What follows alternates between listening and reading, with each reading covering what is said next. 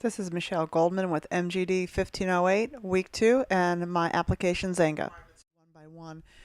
Requirements are 3 sprites, 2 sound effects, 1 type of input control, 1 point to entity collision, 1 sprite movement with linear interpolation, 1 entity to entity collision, and 2 game events with appropriate sounds.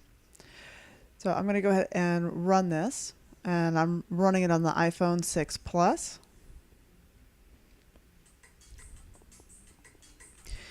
So I was able to fix my issues with the resolution from last week, so everything is appropriately sized. I still have my tutorial button working, which brings us to blank tutorial screen and then back.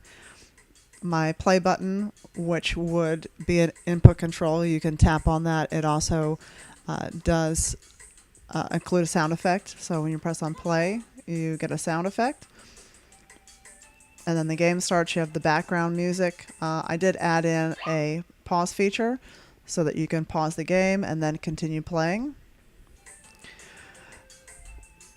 So the point to entity collision that I've been struggling with to try to get that working is having Hubert hit the orb, and then he would actually increase his points, and the orb would dissolve using a particle emitter. And that I just could not get that functioning. So I just moved on from there. So all of the items in the background, the trees, the rocks, everything other than the very background, those are all sprites. So I have a sufficient amount of sprites. Hubert is also a sprite. There is a green hill, which is a sprite. And all of my little creatures and monsters are also sprites. When you tap Hubert, he also makes a sound. He also moves. He can jump. I added velocity, so he'll keep moving forward. The points I don't have working yet, since I don't have my orbs working. And then the entity to entity collision would be whenever Hubert makes contact with one of the creatures, then it's game over. And then you'll be presented with a game over screen. So here's a creature right now, and game over, and you hear sounds like a Chewbacca, and you get the game over screen. You can click play again, and it brings us back to the main screen.